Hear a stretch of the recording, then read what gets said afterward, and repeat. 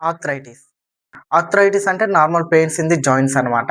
సాధారణంగా మనం పెద్దవాళ్ళలో లేదా పని ఎక్కువ చేసేవాళ్ళు లేదా స్పోర్ట్స్ ఎక్కువ ఆడుతుంటారు గదా! వాళ్ళ దగ్గర చూస్తూ ఉంటాము.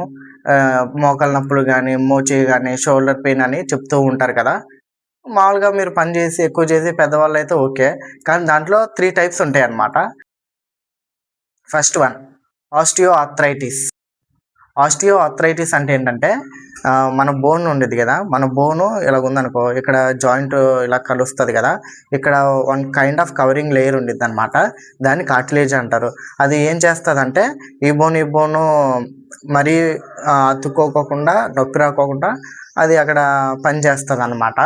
ఎప్పుడైతే ఈ కవరింగ్ లేయర్ అన్నది టేర్ అయ్యిద్దో, అప్పుడు మనకి ఈ బోను ఇలాగా అతుక్కోవటం వల్ల, ఇలాగా ప్రెషర్ పడటం వల్ల మనకి పెయిన్ అన్నదనమాట వచ్చిద్దనమాట.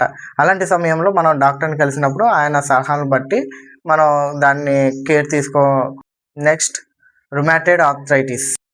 రుమాటయిడ్ ఆర్థరైటిస్ అంటే it is an autoimmune disorder అనమాట. ఇది ఎప్పుడొస్తుందంటే, ఈ 2 బోన్స్ ఇలా కలుస్తాయి గదా! ఈ కలిసే ఈ మధ్యలో ఒక కైండ్ ఆఫ్ ఫ్లూయిడ్ ఉండిద్ది. దాన్ని సైనోవియల్ ఫ్లూయిడ్ అంటారనమాట. మనకి సాధారణ ఉదాహరణకి ఏం చెప్దామంటే, ఇప్పుడు తాళం కప్పు ఉంది గదా! తాళం కప్పని సరిగ్గా మనం పని చేయట్లేదనుకో, ఏం చేస్తాం, కొద్దిగా ఆయిలేసి చేస్తాం గదా! అప్పుడు స్మూత్‌గా పనయిద్ది గదా! అలాగే ఈ యొక్క సైనోవియల్ ఫ్లూయిడ్ అన్నది పనిచేస్తదనమాట. మరీ గరుగ్గా ఉండకోకుండా స్మూత్‌గా రన్ అవ్వటానికి అది హెల్ప్ అవుయిద్దనమాట.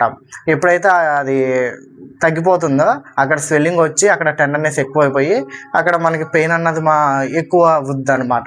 Next govt.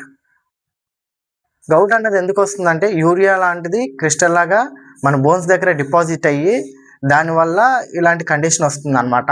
అసలు యూరియా ఎలాగొచ్చిద్దంటే, వాటర్ ఎక్కువ తీసుకుంటాం గదా!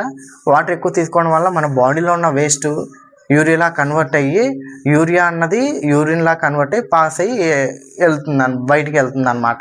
సో, ఇప్పుడు మీరు ఎక్కువ వాటర్ తాగకపోవడం వల్ల ఏమవుతుందంటే, ఆ యూరియా అన్నది ఆ బోన్స్ దగ్గర డిపాజిట్ అయ్యి, దానివల్ల ఇలాంటి కండిషన్స్ వస్తుంటాయన్నమాట. సో, మీరు రోజుకి 3-4 మినిమమ్ వాటర్ తాగాలి. మీరు తాగినట్లయితే అలాంటి కండిషన్ మీకు రాదు.